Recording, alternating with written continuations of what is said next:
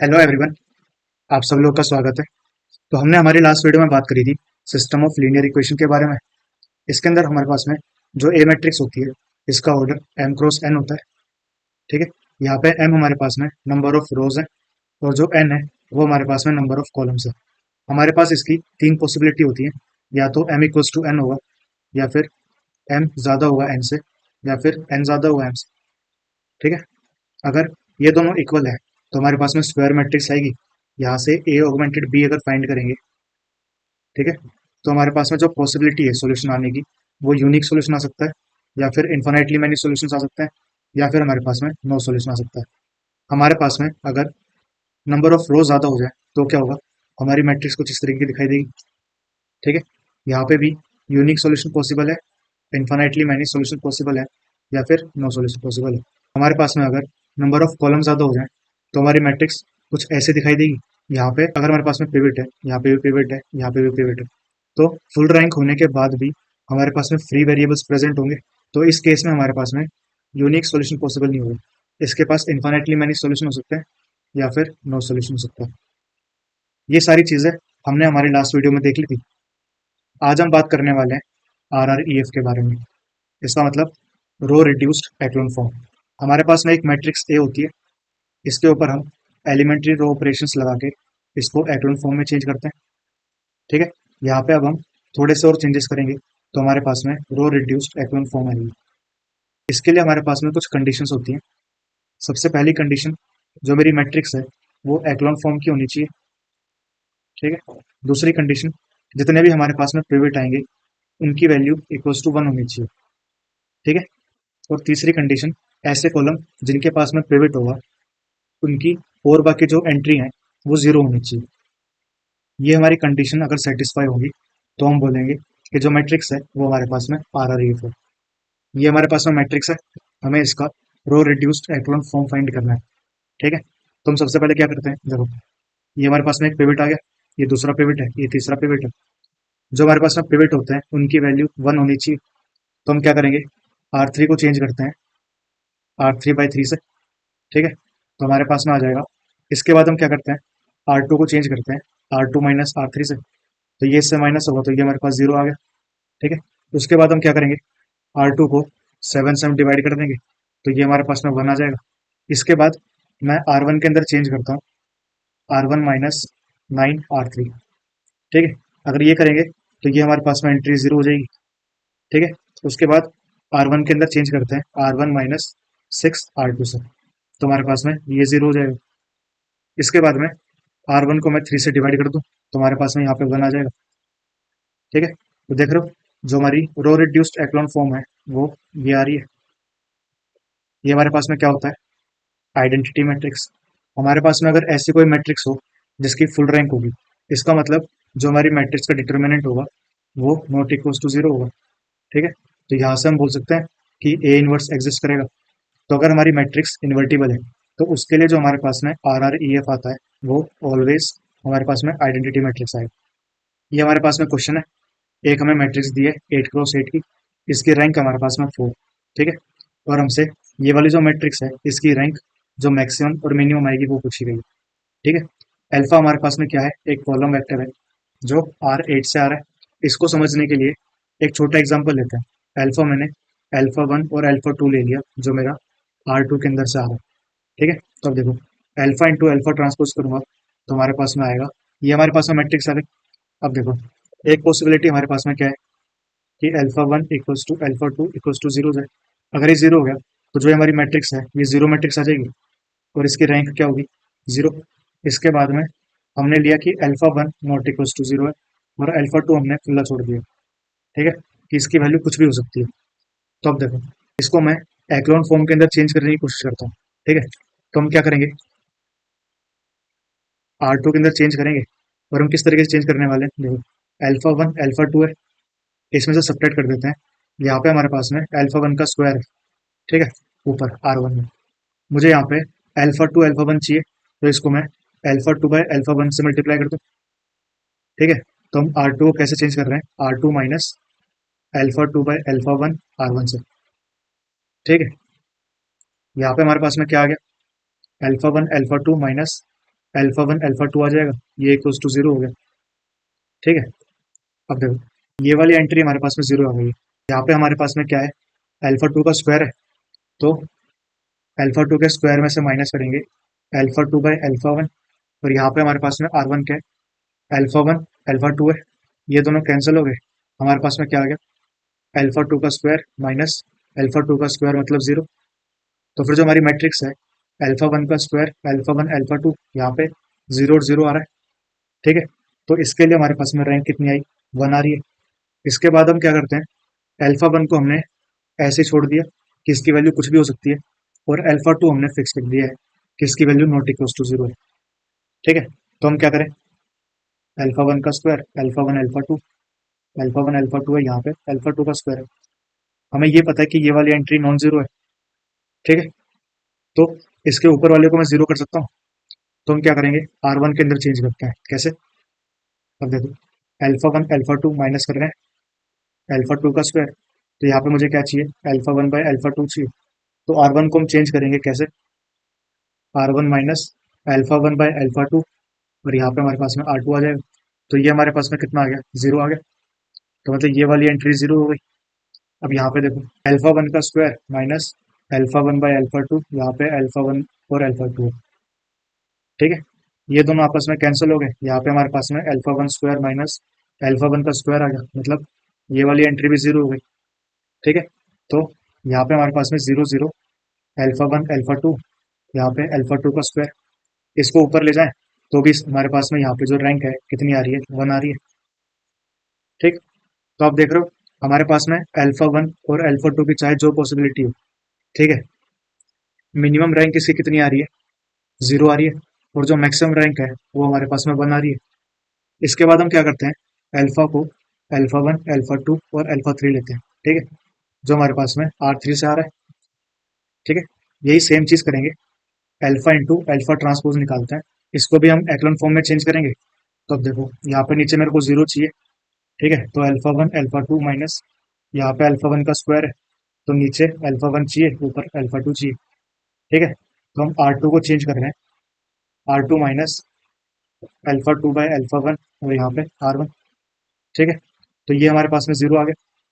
अब यहाँ पे देखो, यहाँ पे क्या आएगा, अल्फा टू का स्क्वायर माइनस में alpha two by alpha one, यहाँ पे अल्फा वन और अल्फा टू, ये कैंसिल हो गया, तो ये भी हमारे पास में जीरो आ गया। वैसे जब यहाँ पे होगा तो ये भी हमारे पास में जीरो आ जाएगा। सिमिलरली जब हम आर थ्री को चेंज करेंगे तो ये भी हमारे पास में जीरो, ये भी जीरो और ये भी जीरो आ जाएगा। ठीक है, तो इस केस में हमारे पास में रैंक कितनी आई, वन आई। अगर अल्फा वन अल्फा टू और जो अल्फा थ्री है ये हमारे पास में जीरो हो जाए तो इसकी रैंक कितनी आएगी, जीरो आएगी। तो यहाँ से अब मैं इसको एन तक लेके जा सकता हूँ कि अल्फा मेरा आर एन से आ रहा है, तो इसकी जो रैंक है उसकी जो मैक्सिमम पॉसिबिलिटी है वो हमारे पास में वन है, और जो मिनिमम है वो हमारे पास में जीरो है। यहाँ से हम बोल सकते हैं कि rank of alpha into alpha transpose है वो less than equals to one होगा। तो अब देखो इसकी रैंक तो हमारे पास में आ गई। इसके बाद हम बात करते हैं जो हमारे पास में ए है उसकी रैंक है फोर। ठीक है, ये हमारे पास में ए मान लेते हैं, इसकी रैंक चार है, तो दो तीन और चार, ये हो गया हमारे पास में फोर क्रॉस फोर। इसके आगे की सारी एंट्री जीरो होंगी। ठीक है, इसके अंदर alpha into alpha transpose add होगा, ये भी हमारे पास में एक मैट्रिक्स है। ठीक है, अब देखो यहाँ पे जो हमारे पास में पिवट आएगा इसका एक, अगर वो फोर क्रॉस फोर के आगे आता, मतलब यहाँ पे या फिर यहाँ पे या इस तरीके से, ठीक है, ऐसा हमारे पास में यहाँ पे एक ही पिवट आएगा कोई ना कोई। तो अगर वो फोर क्रॉस फोर के आगे आ रहा है तो ये हमारी रैंक को इंक्रीज कर देगा। तो हमारे पास में rank A plus alpha into alpha transpose कितनी आ जाएगी, फाइव आ जाएगी। और पॉसिबिलिटी क्या हो सकती है कि अल्फा और जो अल्फा ट्रांसपोज है ये हमारे पास में जीरो मैट्रिक्स बन गई। ठीक है, अगर जीरो मैट्रिक्स बन रहा है तो इसकी रैंक जीरो हो गई, तो इस केस में हमारे पास में रैंक कितनी आ जाएगी, फोर आ जाएगी। ठीक है, इसके बाद में एक और चीज हो सकती है कि यहाँ पे मान लेते हैं हमारे पास में जो वैल्यू है वो फाइव है। ठीक है, यहाँ पे जो पिवट है उसकी, और जो यहाँ पे हमारे पास में आ रहा है यहाँ पे भी इसकी वैल्यू माइनस फाइव हो जाए। ठीक, तो इस केस में ऐड करेंगे तो ओवरऑल हमारे पास में जो रैंक आएगी वो कितनी आएगी, तीन आएगी, कि ये वाला पिवट तो हट गया यहाँ से। ठीक है, तो इस केस में जो रैंक है वो हमारे पास में 3 हो जाएगी। इसकी इससे ज़्यादा रैंक हो नहीं सकती, क्यों? इसकी मैक्सिमम रैंक हमारे पास में 1 है।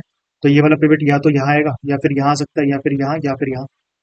ठीक है, तो जो हमारे पास में अल्फा अल्फा ट्रांसपोज है, ये वैल्यू को या तो 1 से इंक्रीज कर सकता है, या 1 से डिक्रीज कर सकता है, या फिर वो 0 हो सकता है। ठीक है, तो इसकी जो मैक्सिमम रैंक पॉसिबल है वो कितनी आ गई? 5 आ गई। और जो मिनिमम है वो हमारे पास में 3 रैंक आ गई। ये हमारे पास में क्वेश्चन है। अब देखो, मैट्रिक्स ए हमारे पास में 5 क्रॉस 4 की, और हमें इसका सॉल्यूशन सेट गिवन है। सॉल्यूशन सेट को अगर हम ध्यान से देखें तो क्या हम इसको इस तरीके से लिख सकते हैं? और देखो, हमारे पास में एक फ्री वेरिएबल है। ये जो हमारे पास में मैट्रिक्स है 5 क्रॉस 4 की, तो देखो यहाँ पे जो ऑर्डर में एम और एन में से लोवेस्ट वैल्यू हमारे पास में 4 है, तो जो इसकी रैंक है वो लेस देन इक्वल्स टू 4 हो सकती है। ठीक, अब देखो, हमारे पास में फ्री वेरिएबल कितने हैं? एक हमारे पास में फ्री वेरिएबल है। इसका मतलब ये जो मेरे पास मैट्रिक्स रही होगी, तब देखो, एक पिवट ये रहा, दूसरा पिवट ये रहा, और तीसरा पिवट ये रहा। फोर्थ पिवट नहीं आ सकता, क्यों? क्योंकि हमारे पास में एक फ्री वेरिएबल है, ये हमें पता है। तो हम इसको मान लेते हैं कि जो एस वाला कॉलम है वो ये रहा होगा। ठीक है, तो इसकी रैंक कितनी आ गई? 3 आ गई। ये हमारे पास में क्वेश्चन है। देखो, एक हमारे पास में मैट्रिक्स गिवन है एम, और ये हमारे पास में सिस्टम है। हमें वैल्यू फाइंड करनी है एक्स ट्रांसपोज बी की। ठीक है, तो सबसे पहले क्या करते हैं, एक्स ट्रांसपोज बी को लिख लेते हैं। बी की वैल्यू सब्स्टिट्यूट करेंगे तो हमारे पास में एक्स ट्रांसपोज एम एक्स आ जाएगा। यहाँ पे हमारे पास में एक कंडीशन गिवन है, तो मैंने एग्जाम्पल के लिए एक्स को 1 1 1 ले लिया।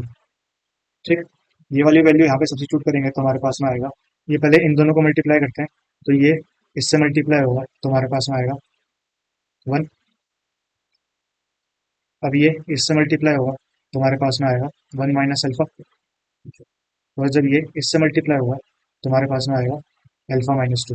ठीक है, ये आपस में मल्टीप्लाई होंगे तो 1 प्लस 1 माइनस अल्फा प्लस अल्फा-2 आ रहा है। इसकी वैल्यू 0 आ गई। ये हमारे पास में क्वेश्चन है ए, और हमारे पास में बी की वैल्यू गिवन है। यहाँ पे हमसे पूछा है कंडीशन जिसके लिए सॉल्यूशन एग्जिस्ट करेगा। तो सबसे पहले क्या करें, ए ऑगमेंटेड बी निकालें। यहाँ से फिर इसकी एक्लन फॉर्म निकालते हैं। तो देखो क्या करेंगे, R2 को चेंज करेंगे। कैसे? R2 माइनस R1 से, तो हमारे पास में आएगा। इसके बाद R3 को चेंज करते हैं, R3 माइनस 2R1, तो ये हमारे पास में 0। ये 2 से मल्टीप्लाई सब्ट्रैक्ट होगा तो ये 5 हो जाएगा। ये 2 से मल्टीप्लाई सब्ट्रैक्ट होगा तो अल्फा-2 आ जाएगा। ये 2 से मल्टीप्लाई सब्ट्रैक्ट होगा तो यहाँ पे 2 आ जाएगा। ठीक है, तो हमारे पास में आ रहा है। R2 को वापस चेंज करते हैं, R2/2 से, यहाँ पे हमारे पास में 1 आ जाएगा। ठीक है, इसके बाद R3 को चेंज करते हैं, R3 माइनस 5R2 से। ठीक है, तो ये हमारे पास में 0, यहाँ पे कुछ चेंज नहीं होगा, ये माइनस में 5। हमारे पास में देखो यहाँ पे क्या आ रहा है, बीटा-7 आ रहा है। सॉल्यूशन एग्जिस्ट करने के लिए हमारे पास में दो कंडीशन है, या तो यूनिक सॉल्यूशन हो जाए या फिर इन्फिनिटली मैनी सॉल्यूशन हो जाए। तो देखो, यूनिक सॉल्यूशन के लिए हमारे पास में क्या होना चाहिए, जो ये अल्फा-2 है, ये नॉट इक्वल टू 0 होना चाहिए। ठीक है, अगर ये नॉट इक्वल टू 0 हो तो यहाँ पे हमें एक और पिवट मिल जाएगा, तो इसकी फुल रैंक हो जाएगी, हमें यूनिक सॉल्यूशन मिलेगा।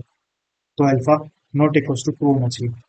ठीक है, अगर इन्फिनिटली मैनी सॉल्यूशन चाहिए हमें, तो अल्फा इक्वल्स टू 2। अगर ये 0 हो गया, इसके सामने भी हमें 0 चाहिए, बीटा इक्वल्स टू 7 आ जाएगा यहाँ से। ठीक है, इसके बाद देख लेते हैं नो सॉल्यूशन के लिए हमारे पास में क्या आएगा, अल्फा इक्वल्स टू 2, और जो बीटा है वो नॉट इक्वल्स टू 7 हो गया। ये हमारे पास में क्वेश्चन है। अब देखो, हमें क्या चाहिए, यहाँ पे के की वैल्यू फाइंड करनी है, जिसके लिए हमें नो सॉल्यूशन मिलता है। ठीक है, तो पहले इसको ऑगमेंटेड मैट्रिक्स में लिख लें। R2 को चेंज करते हैं, R2 माइनस R1 से, फिर वापस से R3 को चेंज करते हैं, R3 माइनस R1। R3 को चेंज करते हैं, कैसे?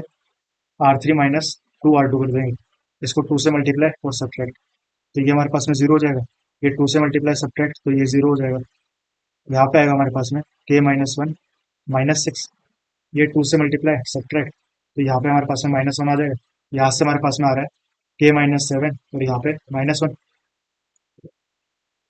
ठीक है, हमें क्या चाहिए, नो सॉल्यूशन चाहिए। तो नो सॉल्यूशन के लिए ये इक्वल्स टू 0 हो जाना चाहिए। तो यहाँ से हमारे पास में के की वैल्यू कितनी आ गई, 7। ये हमारे पास में क्वेश्चन है, ए और बी गिवन है। हमें यहाँ से हमें फाइंड करनी है एक condition such that no solution exist करता है। ठीक है, सबसे पहले क्या करें, ऑगमेंटेड मैट्रिक्स लिख लें। उसके बाद देखो, R2 को चेंज करते हैं, R2 प्लस R1 से। ठीक है, ये इसमें ऐड होगा तो 0, ये इसमें ऐड होगा तो 0, ये इसमें ऐड होगा तो -5। ये दोनों ऐड होंगे तो यहाँ पे alpha two plus alpha one आ जाएगा। ठीक है, इसके बाद R3 को चेंज करते हैं, R3 minus two R one seven. ठीक है, टू से मल्टीप्लाई करेंगे, सपरेट करेंगे तो ये जीरो हो जाएगा। टू से मल्टीप्लाई सब्ट्रैक्ट तो ये जीरो, टू से मल्टीप्लाई और सब्ट्रैक्ट करेंगे तो यहाँ पे नाइन आ जाएगा। ये टू से मल्टीप्लाई और सब्ट्रैक्ट तो माइनस टू अल्फा वन। ठीक है, R3 को चेंज कर लेते हैं, R3 बाय नाइन से, तो यहाँ पे हमारे पास में वन आ जाएगा। ठीक है, और यहाँ पे बाय नाइन।